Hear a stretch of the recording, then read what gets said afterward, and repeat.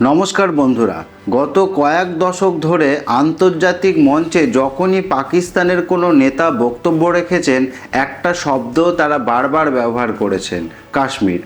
পাকিস্তান সবসময় নিজেকে কাশ্মীরিদের স্বঘোষিত রক্ষাকর্তা হিসাবে দাবি করে এসেছে, কিন্তু আজ 2026 সালের জুন মাসে সেই পাকিস্তানেরই নিয়ন্ত্রিত কাশ্মীর পিওজেকের রাজধানী মুজাফফরাবাদের রাস্তায় কী ঘটছে তা কি আপনারা দেখেছেন? সেখানকার সাধারণ মানুষ আজ পাকিস্তানের পতাকা পুড়িয়ে দিচ্ছে, স্লোগান উঠছে ইসলামাবাদের শোষণের বিরুদ্ধে। যে Jammu Kashmir joint Awami action committee এই আন্দোলনের নেতৃত্ব দিচ্ছে, পাকিস্তান সরকার তাদের সন্ত্রাসী ঘোষণা করে নিষিদ্ধ করেছে। সংঘর্ষে ইতিমধ্যে বহু মানুষ প্রাণ হারিয়েছেন, কিন্তু প্রশ্ন হলো, যে পাকিস্তান নিজেকে কাশ্মীরিদের বন্ধু বলতো, আজ সেই কাশ্মীরের মানুষই কেন পাকিস্তানের বিরুদ্ধে যুদ্ধ ঘোষণা করলো? কিভাবে একটা বিদ্যুৎ বিলের আন্দোলন পাকিস্তানের 75 বছরে তৈরি করা আন্তর্জাতিক বয়ানকে ধূলিসাৎ করে দিল? আসুন আজকের ভিডিওতে একদম গভীরে গিয়ে পুরো ক্রোনোলজিটা সহজ ভাষায় বুঝি। বন্ধুরা, এই আন্দোলনের শুরুটা কিন্তু কোনো বড় ভূ রাজনীতি বা সীমান্ত যুদ্ধ নিয়ে ছিল না। এর পিছনে ছিল মানুষের বেঁচে থাকার অত্যন্ত মৌলিক দুটো চাহিদা: আটা আর বিদ্যুৎ। 2024 সালের মে মাস থেকে শুরু হওয়া এই ক্ষোভ 2025 সালের অক্টোবর মাসে মুজাফফরাবাদ চুক্তির মাধ্যমে সাময়িকভাবে শান্ত করা হয়েছিল। সরকার প্রতিশ্রুতি দিয়েছিল তারা বিদ্যুৎ ও আটাতে ভর্তুকি দেবে, কিন্তু 2026 সালের শুরুতে পাকিস্তান সেই চুক্তি বাস্তবায়ন করতে ব্যর্থ হয়। কেন ব্যর্থ হলো? কারণ পাকিস্তানের অর্থনীতি আজ খাদের কিনারায়। ইন্টারন্যাশনাল মনিটারি ফান্ড থেকে বেল আউট প্যাকেজ বা ঋণ পাওয়ার জন্য তাদের কঠোর সব শর্ত মানতে হচ্ছে। IMF স্পষ্ট জানিয়ে দিয়েছে কোনো রকম ভর্তুকি বা সাবসিডি দেওয়া চলবে না। ফলে পাকিস্তান সরকার পিওজেকের জনগণের উপর আকাশচুম্বী ট্যাক্স এবং বিদ্যুৎ বিল চাপিয়ে দেয়। এইখানেই আসে আসল টুইস্ট। পিওজেকের মংলা ড্যাম এবং নীলম ঝেলুম প্রকল্প থেকে যে বিপুল পরিমাণ জলবিদ্যুৎ তৈরি হয়, তা কিন্তু পুরো পাকিস্তানের বিদ্যুৎ ঘাটতি মেটায়। অথচ সেখানকার স্থানীয় বাসিন্দাদেরই কয়েক গুণ বেশি দামে সেই বিদ্যুৎ কিনতে বাধ্য করা হচ্ছে।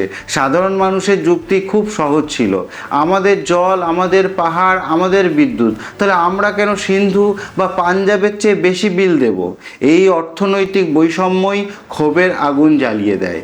বিষয়টি ভালোভাবে বুঝতে হলে আমাদের একটু পিছনে, অর্থাৎ 1947 সালের ইতিহাসে যেতে হবে।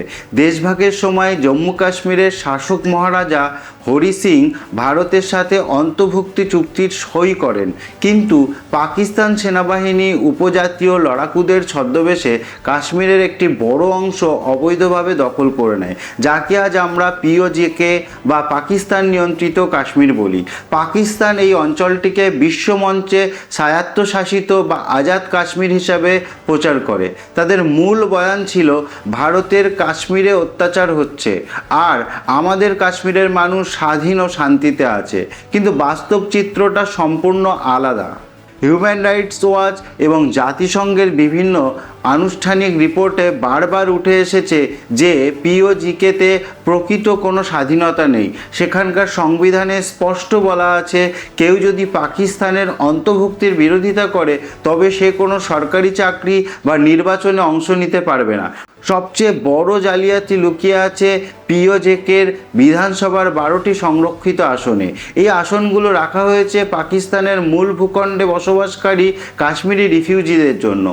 ইসলামাবাদে যে দল ক্ষমতায় থাকে তারা এই 12টি আসন ব্যবহার করে মুজাফফরাবাদে নিজেদের পুতুল সরকার বসায়।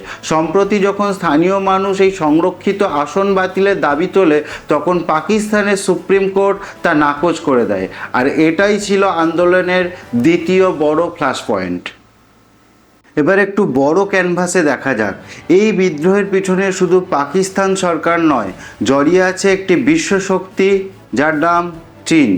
আপনারা অবশ্যই নিশ্চয়ই চীনের চায়না পাকিস্তান ইকোনমিক করিডোরের নাম শুনেছেন, যা শি জিনপিংয়ের বেল্ট অ্যান্ড রোড ইনিশিয়েটিভের একটি অত্যন্ত গুরুত্বপূর্ণ অংশ।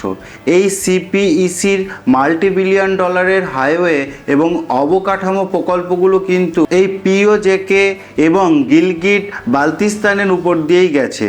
চীন এই অঞ্চলে বিলিয়ন বিলিয়ন ডলার বিনিয়োগ করছে ঠিকই, কিন্তু স্থানীয় কাশ্মীরিরা এই উন্নয়নের কোনো সুফল পাচ্ছে না।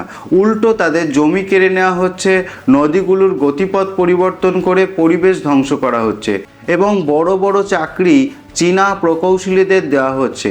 ব্রোকিং ইনস্টিটিউশন এবং সিএসআইএসের প্রতিবেদন অনুযায়ী সিপিইসির কারণে পাকিস্তানের ওপর যে বিশাল ঋণের বোঝা চেপেছে তার মাসুল দিতে হচ্ছে এই প্রান্তিক অঞ্চলের মানুষদের উচ্চ ট্যাক্স দিয়ে। ফলে স্থানীয়দের মধ্যে তীব্র চীন বিরোধী মনোভাব তৈরি হয়েছে। এর ফলে সবচেয়ে বড় ক্ষতি হচ্ছে পাকিস্তানের সামরিক এস্টাবলিশমেন্টের এবং তাদের কাশ্মীরি প্রোপাগান্ডার। তারা বিশ্বকে যে বয়ান দেখাতো মুজাফফরাবাদের মানুষ আজ লাঠি পাথর হাতে সেই বয়ানকে ভুল প্রমাণ করে দিয়েছে।